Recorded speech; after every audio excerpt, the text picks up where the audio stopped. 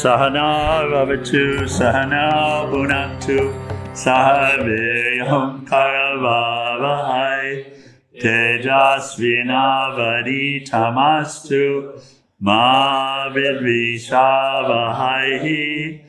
Om Shānti, Shānti, Shāntihi.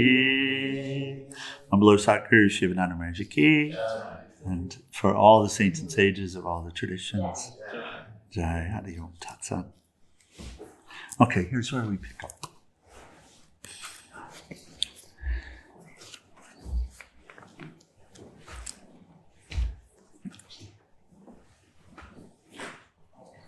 So we continue in the theme of uplifting thoughts and overcoming negative, detrimental thoughts. And here, gather inspirational thoughts. It says the goal of life is the attainment of divine consciousness. This goal is the realization that you are neither this perishable body nor this changing and finite mind.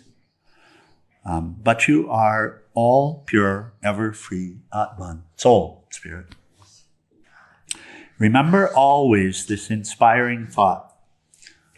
And Swami Sivananda would share this because he remembers it always and he understands the power of it. And the thought is, he says in Sanskrit, we don't need to remember it in Sanskrit, Ajo Nitya Sasvatoyam Purano. Unborn, eternal, permanent is this ancient one. And this is referring to the self, capital S self, one's own self, the I.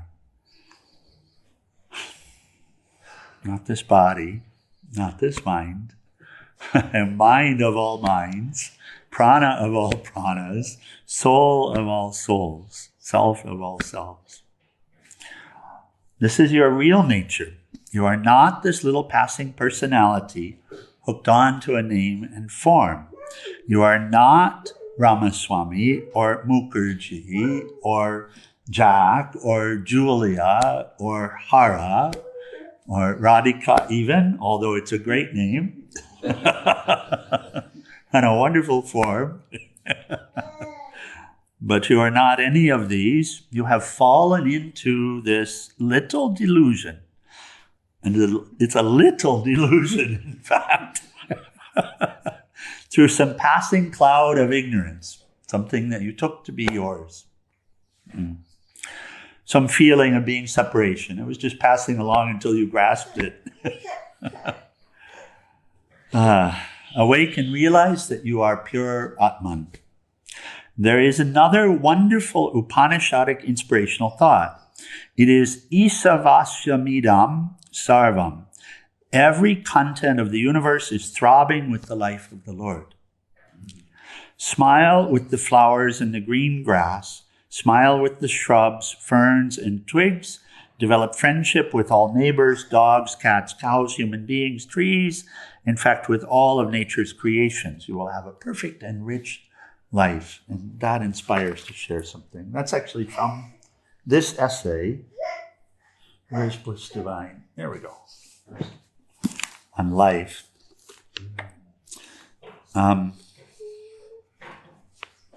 So we talked a little bit yesterday evening about the pilgrimage. You'd asked a question related, so we discussed it some.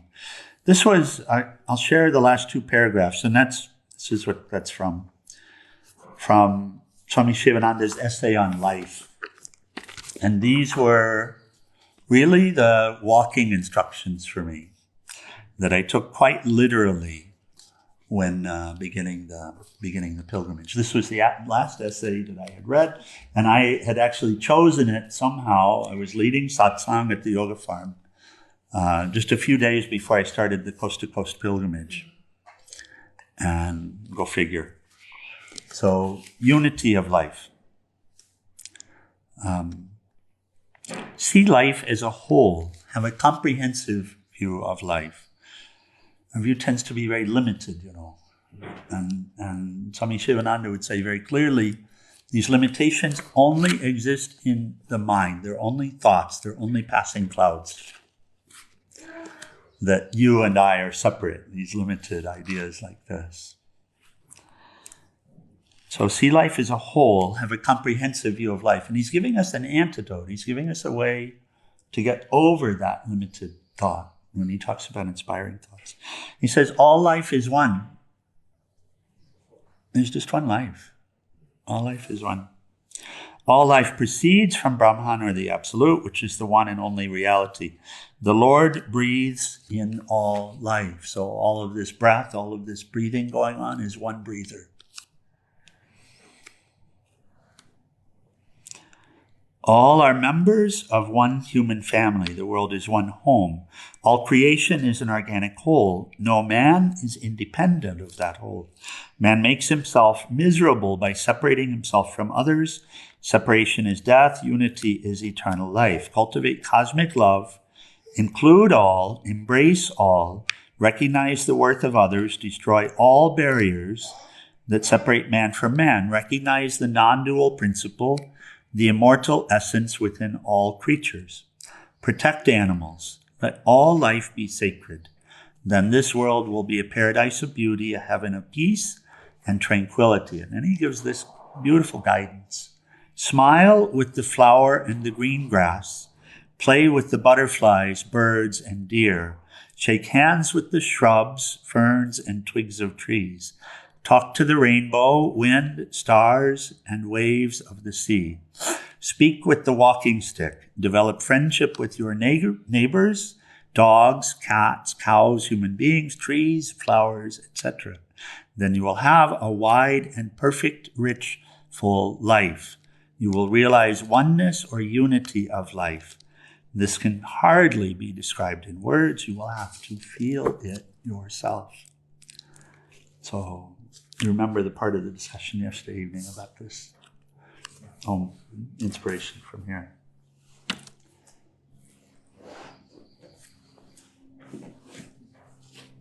And you can practice it. And when you practice it, it will open life up to you.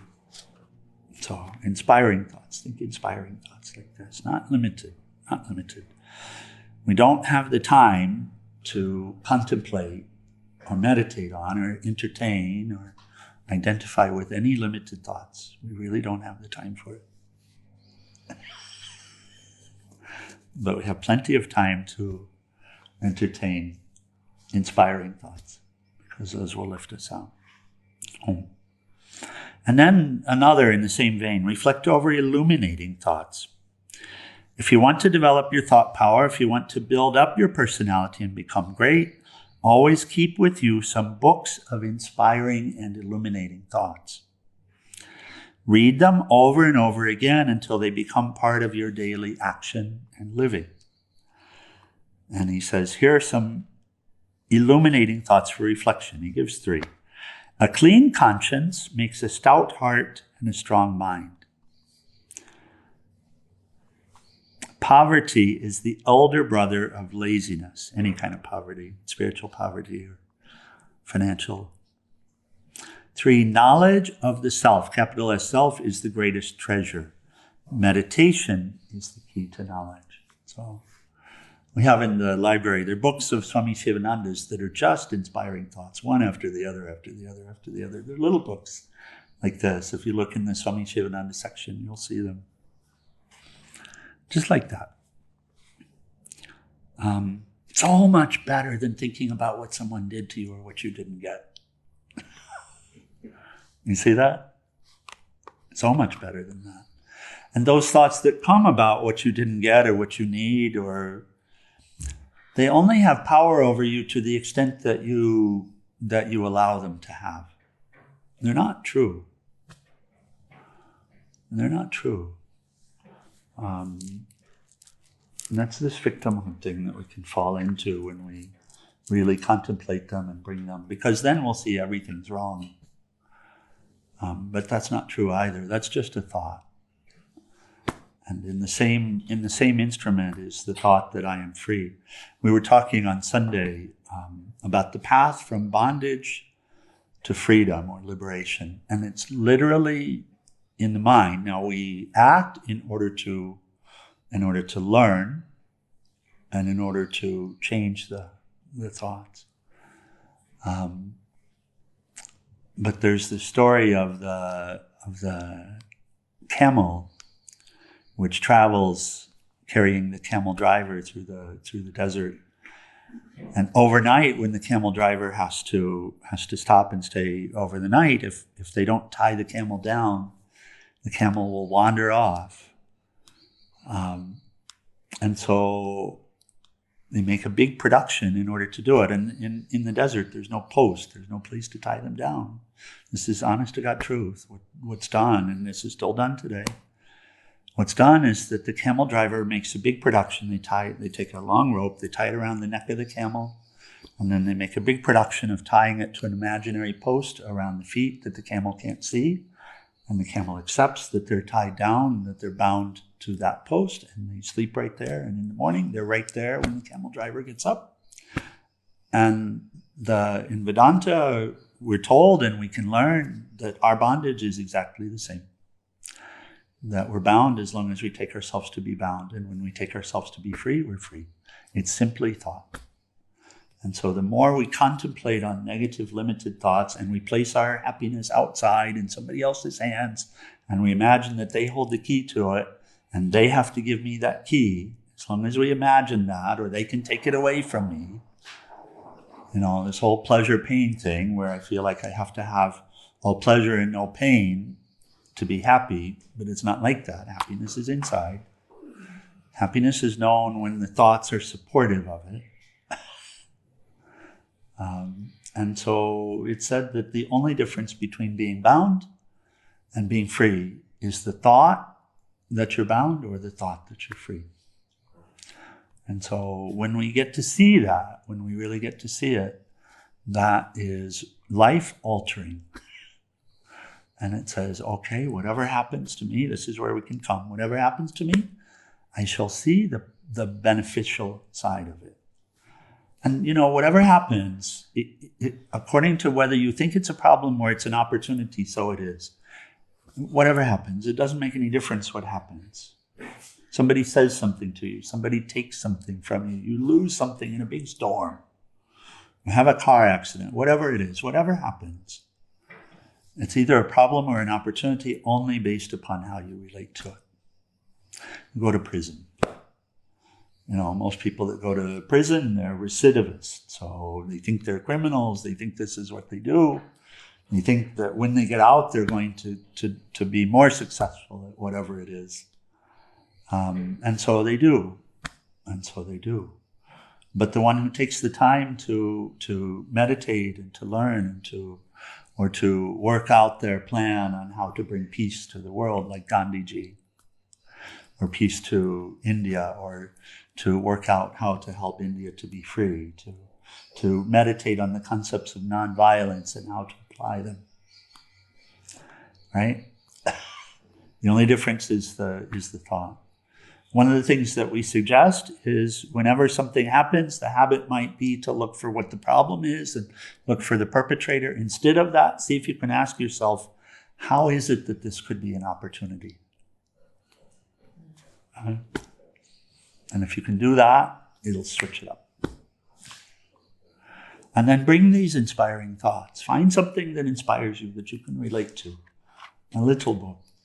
In pilgrimage, we knew that we'd have tough days. And so I carried I took some inspiring essays from Swami Sivananda. I took Sermon on the Mount. I took a Peace Pilgrim offering and stuffed them in a pocket and went. And in those tough times, I shared one last night. I pulled them out and I read every single one of them. And that helped to switch the mind. It helped to get the mind out of the gutter and back into a place of service. So this is inspiring thoughts. This is the power of them. And then he talks about right thoughts for wrong thoughts. So thoughts of passion and lust should be conquered by earnest practice of brahmacharya, which is continence, by intense aspiration to realize the truth, to know God, by meditating on the great advantages of purity. Thoughts of hatred and anger should be controlled by generating thoughts of love, forgiveness, mercy, friendliness, peace, patience, and nonviolence. We talked about that for a moment yesterday evening. that someone would drive out of the feedlot and this terrible idea would arise about them like a cloud. And I would replace it. I would say, no, I love all. At the center is purity. He, she is absolutely pure. I love you so much. I am so grateful for you. I wish you to know love. I wish you to know peace. I wish you to be free. And so it's just a matter of switching the thought. Right? And as soon as we switch the thought, then we're there. And then it's easy to pray, then it's easy to wave and smile. It's easy to see them in the way that you wish to see. So right thoughts for wrong thoughts, recognizing the ones that are going to take us down if we allow them. And yes, we need to be present, and we're not talking about hiding. We're talking about alternate ways of seeing. And yes, there are challenges. And usually we prefer to call challenges opportunities, but they're still challenging. They're not easy. That's why they're commonly called challenges. The challenge, though, is not so much with the physical thing. The challenge is changing the reality of the situation, and that has to start inside.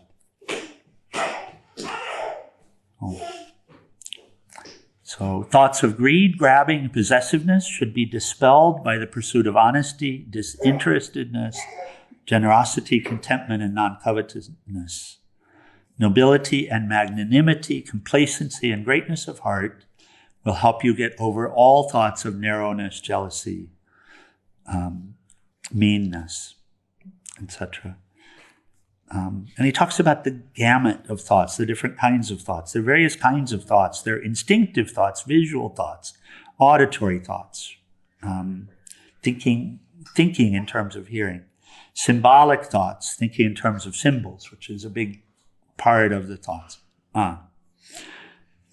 Some thoughts are habitual. We were discussing most. Reactive are habitual. Kinesthetic thoughts, they're thoughts of movement, as in playing a game. There's emotional thoughts. Thoughts change from the visual stage to auditory stage and auditory to kinesthetic. And you can see that, by the way. For example, you listen to music and feel the urge to dance. That's what's happening. It's the thoughts changing from auditory to kinesthetic to movement. So, still thought. And we're dealing in the thought world, those that are relatively detrimental. We don't mean bad or good in an absolute sense. Relatively detrimental, they lead you towards bondage, and relatively beneficial, they lead you towards freedom.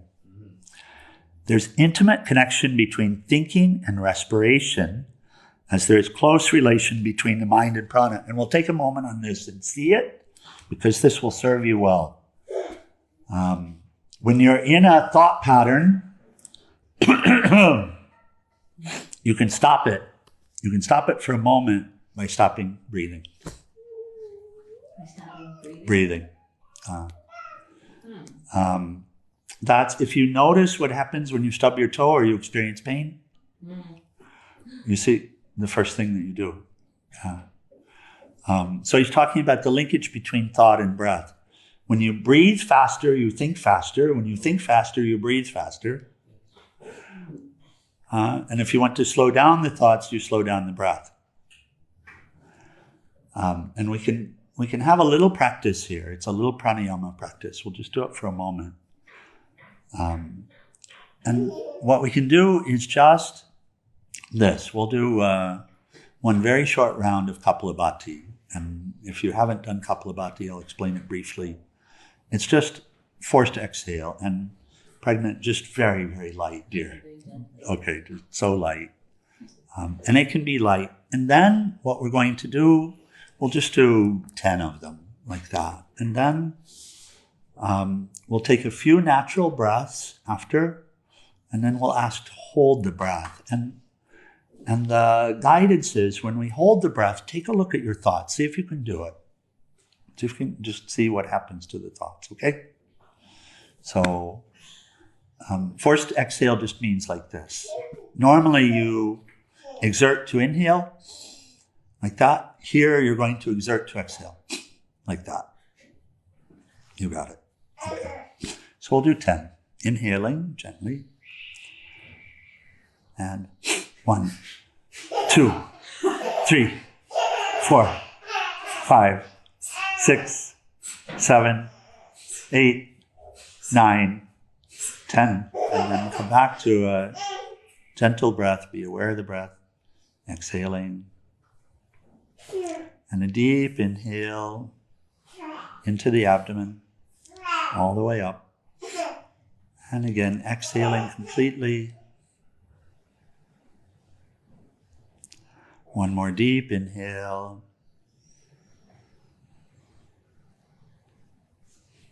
Exhaling. And the next time you'll inhale about 3/4 and then hold it. Inhale. And hold the breath.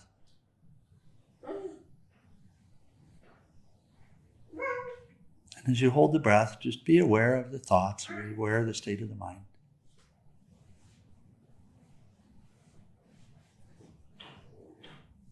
And exhale. And then a few natural breaths. And you can open your eyes again and come back. You see? What happened to the thoughts when you hold the breath?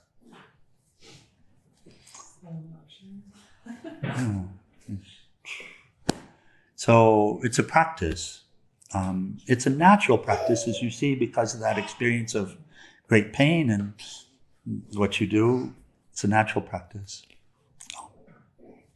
So there's a linkage between the thoughts and the breath. That point is made. He says, when the mind is concentrated, breathing becomes slow, steady, relaxed.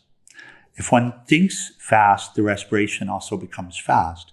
There's a thought-reading machine known as a psychograph, which registers correctly the types of thoughts. So lie detector tests these days are really looking at the breathing in order to determine whether true responses or false responses. And we did the muscle test with who? No, it was Radha that we did the muscle test with. Yeah. We see the same with that as well, same linkage there. Okay, mean thoughts and moral development, last part of this chapter. Uncontrolled thoughts are the roots of all evils. Each thought by itself is extremely weak because the mind is generally distracted by countless and ever-varying thoughts. The more the thoughts are restrained, the more is the mind concentrated, and consequently, the more does it gain in strength and power. And just take a moment and see if you can catch it. We all experience mean, negative thoughts directed at others. We all experience them. Someone did something or said something to you that you took to be mean and directed against you. And so some thought will arise about what you should do in order to protect yourself or in order to take care of them, to harm them. I mean, those thoughts come. And by the way, on their own, it's just a thought. If you let it pass, it's fine. If you can bring an inspiring thought instead, then you can be out of it, calmed down. Not right now, please, dear. Thank you. Thank you so much, dear.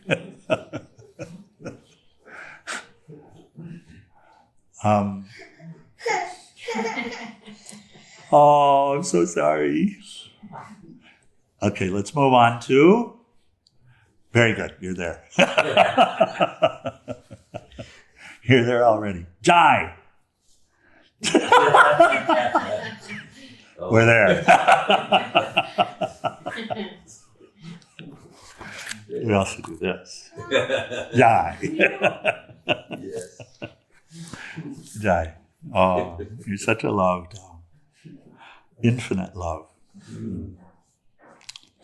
So, the only thing that's bringing power to them is when it comes, and then, of course, the situation will repeat, which gives us this opportunity. If we start repeating it more and more, invariably it becomes action. In an office environment, for example, people will experience the thought of taking a pen because they don't have a pen. Really. Yeah. And it seems, well, it's no big deal, it's 19 cents or whatever, and they have a lot of them. And so what do? Maybe we take the pen. And what happens is a shift at that point in the psyche. Sow an action, reap a tendency, sow a tendency and reap a habit, sow a habit, reap a character, sow a character and reap a destiny. And so these things come to us, and we don't recognize that if we act them out, and if we continue to meditate upon them and contemplate them, and what does that mean? If you keep entertaining it, if you keep rolling it around in the mind, these negative thoughts, then they become bigger. It's bondage. They become bigger, and then you act them out more. Whatever they are. And that is what bondage looks like. That is what bondage looks like. It's in the little stuff where we feel we need something more than what we are. So recognizing that, he speaks of how to overcome it. And it means we have to restrain these thoughts. If we want to overcome it, if we want to change these tendencies, we have to control the thoughts. The more they're restrained, the more is the mind concentrated, and consequently, the more does it gain strength and power. And by the way, not for nothing, we're in this time. So, and what's happening? People are not understanding the power of thoughts. It's just that. Because the soul is pure. And so, and taking ourselves to be separate and in a state of lack and needful of something, and then just see how it goes. But we can all come back from that. It demands patient work to destroy mean and base thoughts. First, we have to recognize that they're not helping, they're hurting. We have to recognize that it's causing us to suffer, and we also have to recognize that it causes others to suffer. And when you know that, and when you have strong will about it, then you can change it. Only then. It won't change on its own. And what we're working with is overcoming these mean, and I get it. I can remember. I can't get to that place anymore. But I can remember the thoughts that I used to entertain. And quite vindictive, some of them. And of course, very much personal goal-oriented. And we see how they arose. They arose innocently enough. This is universal thought. But then I identified with them. And I took them to be real. And I said, okay, I need this. And this person's standing in the way of this. Or I need to be seen a certain way. And this person isn't seeing me the way that I want to see, that I want to be seen. Oh my God, what is that about? Right? Why do I need to be seen a certain way? Why do I need someone to like me, or to glorify me, or to say wonderful things about me? Right? What good does it do? It just is feeding a hunger inside of us that is absolutely insatiable, that cannot be satisfied. No way. No way. It just wants more and more and more. The way this mind works in this state, I want $5. Okay, here's $5. Okay, now I've got that, and now more. We have this thing at ashram. People have a tendency to name the rooms after the person that stay at them. Yesterday I corrected. I said, no.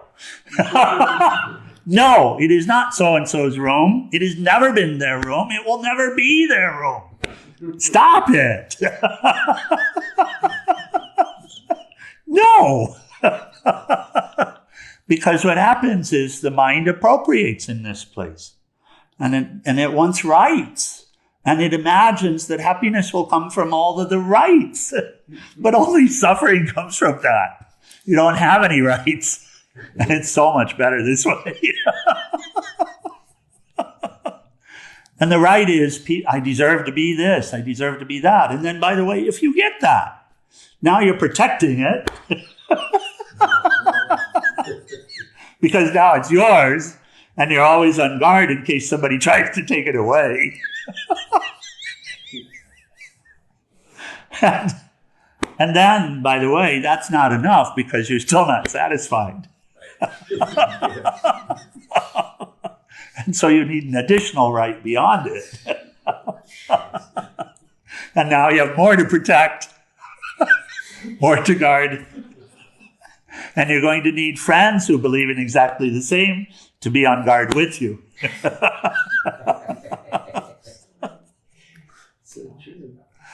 It encroaches, it keeps encroaching, it keeps encroaching, it keeps expanding, it keeps grabbing more.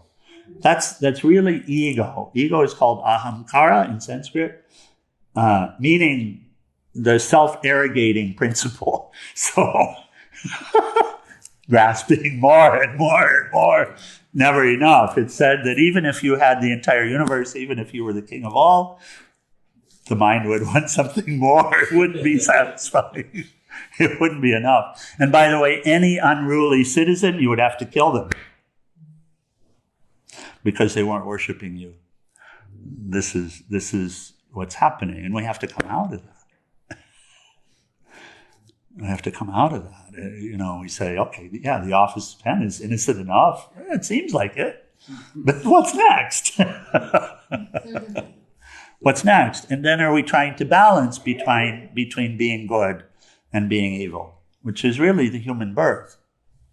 Then are we trying to balance it? And then we justify. Well, most of the time I'm good. I heard that from myself so much. Most of the time I'm good. And then it would defend, well, yeah, but it would lie first. No, I didn't do it. No, I didn't think that. No. My thoughts are pure. And then when cornered, well, but I'm not usually like that. You don't understand me. Life is hard, it would say. You don't get it. You don't understand. And now we live to be understood. Does that make sense? Actually, it doesn't make sense. That's the thing. That's Maya. But you can relate. These are the kind of thoughts we deal with. And whenever you give them power, and you give them power by thinking about them again, or by acting them out. Yeah. Yes? And whenever you do, they take more power. And they rule you. And you become their slave. You work for them. You put this life force, this beautiful, pure life force to work for them. And they're dacoits, they're robbers. They steal your life. They steal your freedom. And they take your life.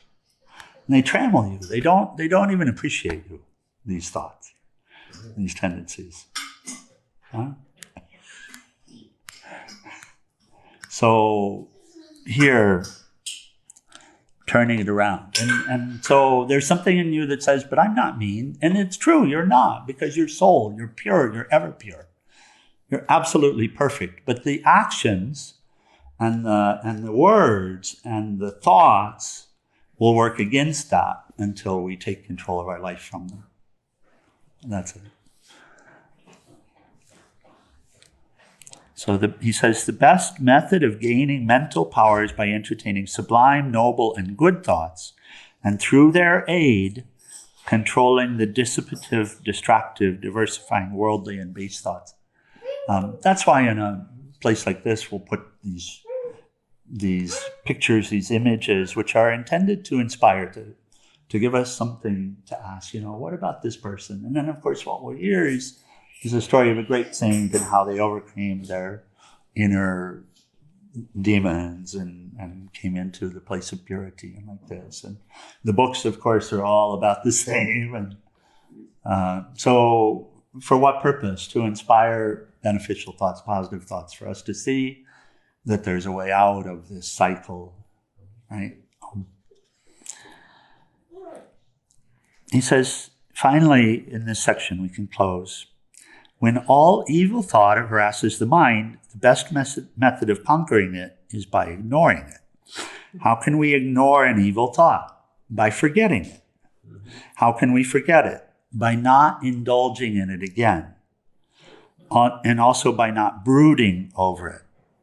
Sometimes we'll do something, we've all done things we're not proud of, right? And sometimes we'll do something that we're not at all proud of. We'll say something. We didn't want to say something to this person that would hurt, but then in a moment we did say something knowing it would hurt. I feel like, yeah, we all have experience with this, right? Knowing that it would hurt. But then how do you feel after? Terrible, right? Brooding over it, telling yourself how terrible you are, doesn't help at all. Doesn't help at all. You want to recognize the error, resolve never to do that again. Now you've learned something. If you just say, I will not do it again, and if you don't do it again, then that's the best way. And you learn from it to stay inspired, to stay uplifted. You learn from it to not let yourself get into the gutter like that. Right? Brooding on it is not going to help. Repeating to yourself, I'm a terrible person, I'm a terrible person. That mantra is no good. It is, because whatever you're thinking about primarily, that becomes the lived reality. So you can say to yourself, I am good, I am soul, I am eternal, and I will not do that again. Just say that. And then you do it, and then you learn from it, and you take the actions required in order to correct it. It's not who you are. It's just what you said or what you did.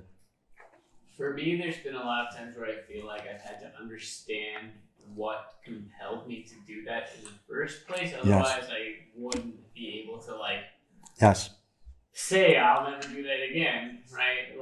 Because if I didn't understand why, because there's a lot of times I don't even know why I just did that. But if I don't have an yeah. So Yeah. I need to kind of I understand. what's I understand. underneath it. Because sometimes there's something that's underneath that I understand. behavior, and then if I understand that, then Yes, there is. What's underneath all of it is the feeling of being separate. yeah. No, it gets simple. It actually gets simple at some point. Yeah. And so when you know that, then you can come right back to that place. You can see how it all happened. You don't need to know every step of it, but you can see how it happened, why it happened. And then you can work with that. But he's saying actually best is to forget it and not repeat it. In other words, let yourself off the hook, but take the resolution that's required in order to.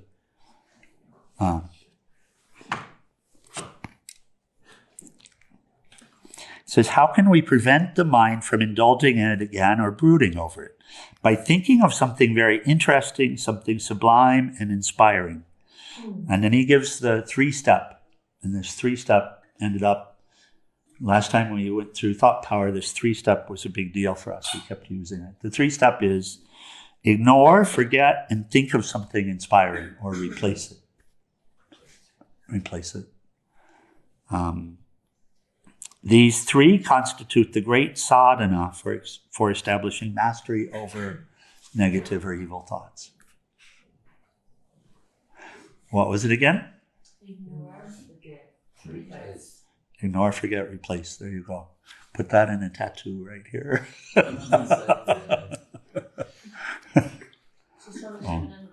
he doesn't say that it's important to know where it came from or why. Well, we just said, you have to know where it came from and why. It came from the feeling that you're separate. But not to dive into that, not to investigate it. We have to do that enough to understand what it's coming from. But it's all coming from the same. Ultimately, it's all coming from the same. And that's what has to be corrected. Seeing all as one. Sorry? Seeing all as one. Yeah, really, really, really practicing that sadhana, not just saying it, but it has to be the life's work. But when we see pernicious tendencies that are repeating over and over again, not just once, yeah. And generally speaking, within the psyche, there is an interest in hiding. And burying and keeping buried. There are protection mechanisms and all of that. So the work can be pretty complex, and we can think that we're free of something, but then it can creep up again. And so the watchword is to always be alert and always be able to be humble.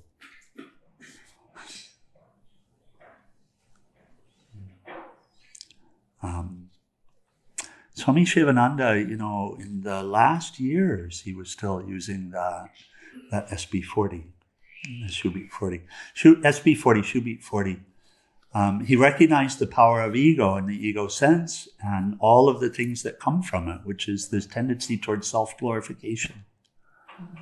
And so he would give a talk and thousands of people would come, and this is what the inner circle saw with him, is that he would go back to his kutir, he would take one of his shoes off, and he would hit himself on the back, and he would tell himself, "You just love it when people love you, don't you?" Wow.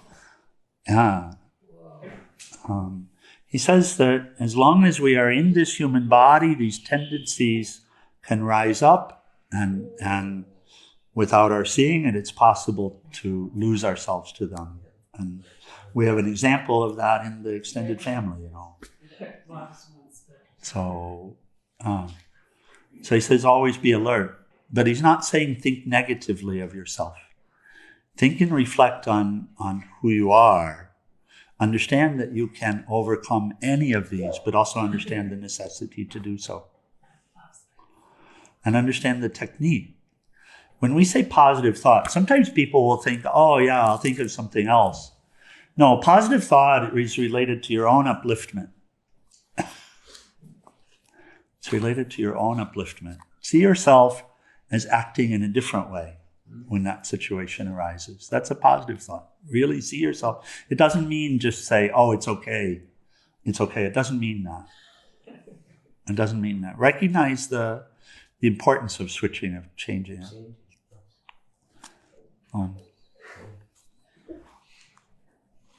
Radhakama, is that helpful? Okay. Yeah. All right, we should close. Any other questions or comments on this good discussion? Anything else? You have great questions, dear. Jack, Julie, anything? Okay. All right, we'll close with final prayers in Arati, page 174.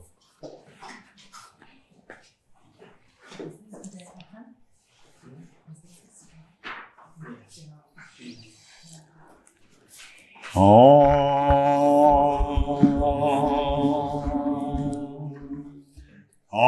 Trayambakam Yajamahe Sugandim Pushtivardhanam Orvai Rukuniva Bandhanan Mritor Mokshyamamritat Om Trayambakam Yajamahe Sugandim Pushtivardhanam Orvai Rukuniva Bandhanan Mritor Mokshyamamritat Om Trayambakam Yajamahe Sugandim Pushtivardhanam Orvai Rukuniva Bandhanan Mritor Mokshyamamritat Om Sarvesham Swastir-Bhavatu Sarvesham Shantir-Bhavatu Sarvesham Purnam-Bhavatu Sarvesham Mangalam-Bhavatu Sarve Bhavantu Sukhinaha Sarve Shantu Niramaya Sarve Bhadrani Pashyantu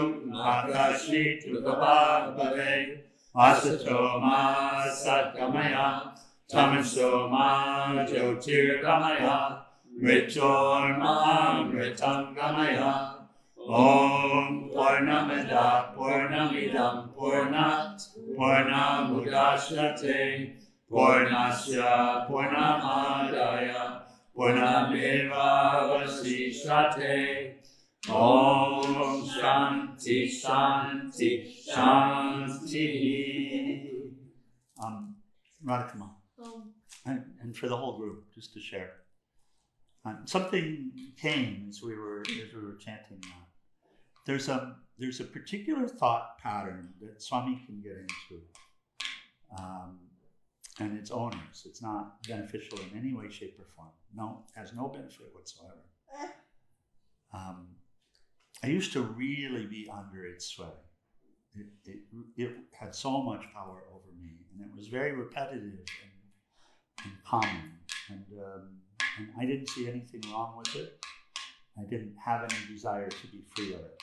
That changed at some point, and I began to see how it owned me, and that I had to be free of it. And in spiritual path, we found the tools and techniques and approaches, and we've applied all of them.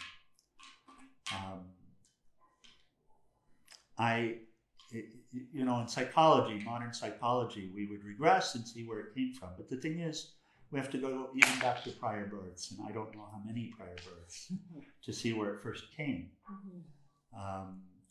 I was far more interested not in seeing where it came from, because we find that just seeing where it comes from in and of itself doesn't provide the release from it, because the tendency is still there. Even if we know this did it, okay, there's some aid in that. And sometimes we might find a particular point, but I also could see what the cause of it really was. And the cause of it really was taking myself to be this body, alone and incomplete. I could see that clearly. And so I didn't need to see something else. I just needed to focus on being free of it.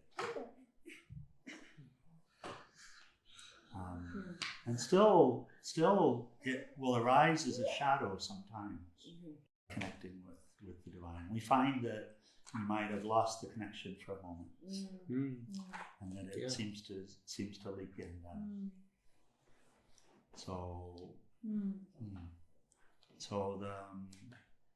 the experience is that finding, in modern psychology, psychiatry are very ineffective. They're very ineffective. Generally speaking, these days you get a pill, and that doesn't cure anything. And it sure as heck doesn't help you to realize who you really are, and give you the motivation to free yourself. Yeah. And so, but ignoring it also doesn't work. That's what we found. Sorry? In and of itself, yeah. If you could completely free yourself from that thought, then you could say, in that way, ignoring it in and of itself would do it. But with the repetitive thought, with the repetitive pattern, then somehow it has to be dealt with. And these techniques, of course, are used in order to do it. But one has to be really committed to it and stay with it, and so vigilant. Yes. So vigilant. But first is the requirement of seeing this isn't who I am. It's not about who I am. It's a habit. And it could never satisfy. There's no way that it could ever provide satisfaction. Yeah. And that's required. Okay. Universal prayer. You can pick up there. Adorable Lord, in mercy and love, salutations and prostrations unto thee. Thou art omnipresent, omnipotent, and omniscient. Thou art Satchitananda. Thou art existence, knowledge, and bliss absolute. Thou art the indweller of all beings. Grant us an understanding heart, equal vision, balanced mind, faith, devotion, and wisdom. Grant us inner spiritual strength to resist temptation and to control the mind. Free us from egoism, lust, anger, greed, hatred, and jealousy. Fill our hearts with divine virtues. Let us behold thee in all these names and forms. Let us serve thee in all these names and forms. Let us ever remember thee. Let us ever sing thy glories. Let thy name be ever on our lips. Let us abide in thee forever and ever. Bhunaktu Satguru Sivananda Saraswati, and for all of the saints and sages of all the traditions. We'll rise for the short arati. Yes, we see you. That's just something.